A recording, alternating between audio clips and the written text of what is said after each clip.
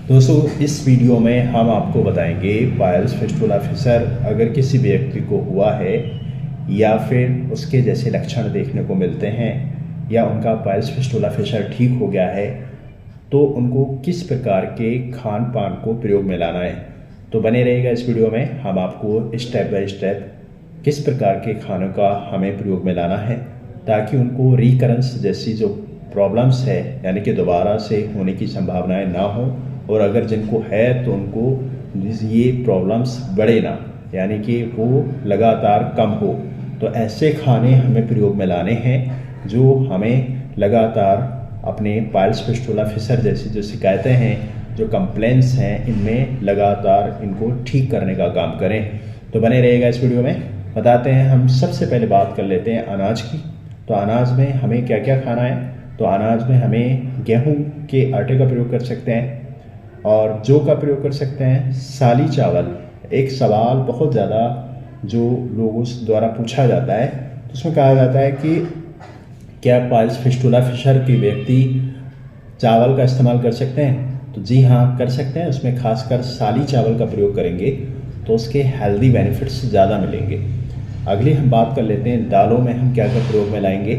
तो दालों में खासकर अरहर की दाल को हम सबसे ज़्यादा बोलेंगे, क्योंकि अरहर की दाल के अंदर ऐसे डाइजेस्टिव एंजाइम्स हैं जो हमारे पाचन को अच्छा करते हैं। मूंग की दाल खा सकते हैं नो डाउट, और मसूर की दाल भी हम प्रयोग में ला सकते हैं। फिर अगली अगर हम बात करें फलों और सब्जियों की, तो फलों में हम सहजन यानी कि सिकरू जिसको बोलते हैं, टिंडा का प्रयोग कर सकते हैं, जायफल का प्रयोग कर सकते हैं, परवल को हम सब्जी के रूप में प्रयोग में ला सकते हैं, लहसुन को हम सब्जी में डाल करके प्रयोग में लाएंगे, और लौकी की सब्ज़ी इजीली डाइजेस्ट होने वाली जो आसानी से पच जाता है, तोरई की सब्ज़ी को हम प्रयोग में ला सकते हैं, करेले का हम प्रयोग ले सकते हैं, करेले को हम प्रयोग में ला सकते हैं। इससे हमारे जो हेल्दी बेनिफिट्स हैं और भी बहुत सारे हैं, साथ ही साथ हमारे डाइजेशन को भी अच्छा करता है।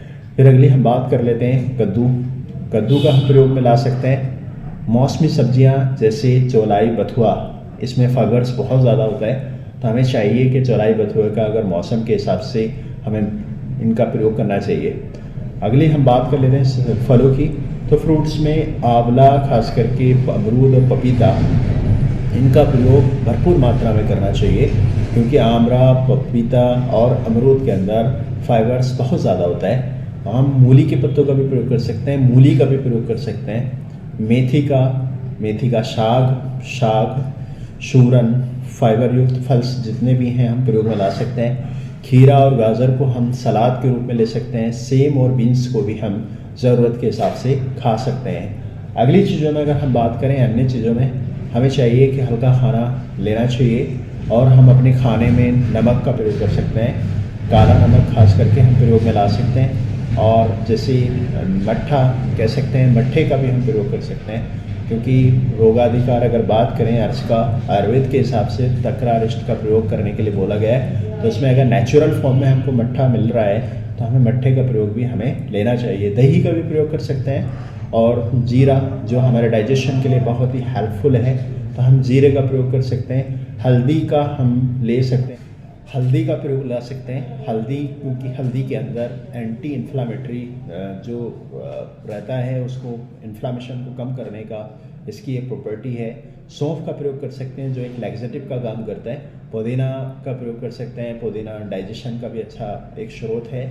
शहद को हम अपने शरीर को व्यवस्थित करने के लिए, वात पित्त कफ को, तीनों को दोषों को शमान करने के लिए हम शहद का प्रयोग कर सकते हैं। गेहूं का ज्वारा मीन्स ये है कि दलिए का प्रयोग कर सकते हैं, पुनर्नवा का प्रयोग कर सकते हैं, नींबू का प्रयोग कर सकते हैं, हरड़ का प्रयोग कर सकते हैं। पंचकोल हम अपने यूज में ला सकते हैं, बिकॉज पंचकोल का जो मेन वर्क है वो डाइजेशन सिस्टम को अच्छा करना है। हींग का भी हम प्रयोग कर सकते हैं। तो उम्मीद करते हैं कि आप इस तरीके से अनाज, दाल, फल और सब्जियां और अन्य जो स्रोत हैं हम उनको अपने खाने में प्रयोग में लाएंगे, तो डेफिनेटली जिन लोगों को पाइल्स फिस्टुला फिशर है तो उनके सिम्टम्स कम होंगे, यानी कि उनका बढ़ने की संभावनाएं घटेंगी, और साथ ही साथ में और जिनको एक बार हुआ है, उनका ट्रीटमेंट हो चुका है, तो उनको रिकरेंस होने की संभावनाएं नहीं रहेंगी। तो उम्मीद करते हैं जानकारी पसंद आई होगी, तो लाइक कीजिएगा, सब्सक्राइब कीजिएगा, साथ ही साथ में दोस्तों के साथ शेयर कीजिएगा। Thank you so much.